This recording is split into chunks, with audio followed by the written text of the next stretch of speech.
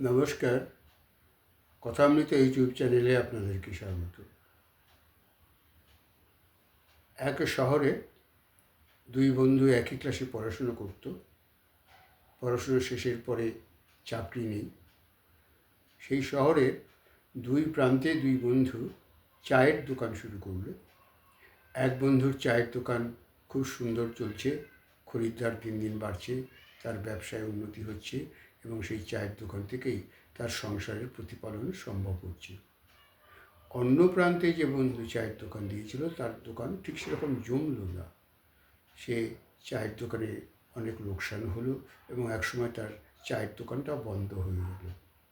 সে কি করবে ভেবে না পেয়ে সে ওই শহর ছেড়ে আর একটা শহরে চলে গেল এবং সেই শহরে গিয়ে খুব বেশি কিছু কাজ জানা ছিল না। সে হোটেলের বয় হিসেবে সেই শহরে কাজে যোগ দিল। হোটেলের বয় হিসেবে হোটেলের সমস্ত কাজকর্ম সে শিখে ফেলল।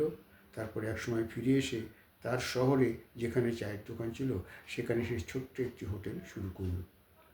সৌভাগ্যক্রমে সেই হোটেলটি আস্তে আস্তে তার সমৃদ্ধি লাভ করলো, হোটেলটা প্রসার লাভ করলো, তার ব্যবসা খুব জমে গেল এবং সেই একটি হোটেল থেকেই পরবর্তী সময় শহরে আরও দু একটি হোটেল সে করলো এবং অন্য শহরেও আরও দু চারটি হোটেল করলো।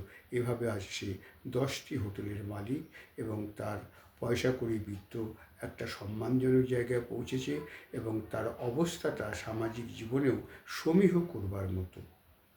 এই যে দুই বন্ধুর গল্প, এক বন্ধু যার চায়ের দোকান চলছিল না, সে যদি বিফল মনোরথ হয়ে বা ব্যর্থ হয়ে সেই চায়ের দোকানটা বন্ধ করেই দিত, নতুন কিছু আর ভাবতো না, তাহলে কিন্তু আজ সে 10টা হোটেলের মালিক হতে পারত না। এরকম অসংখ্য উদাহরণ আমাদের জীবনে ছড়িয়ে আছে। আমাদের চারপাশে নিজেরাও আমরা এরকম বিভিন্ন সময় বিপন্ন হয়ে পড়ি।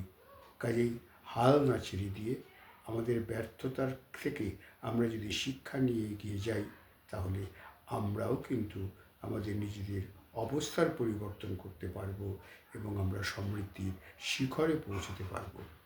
নমস্কার।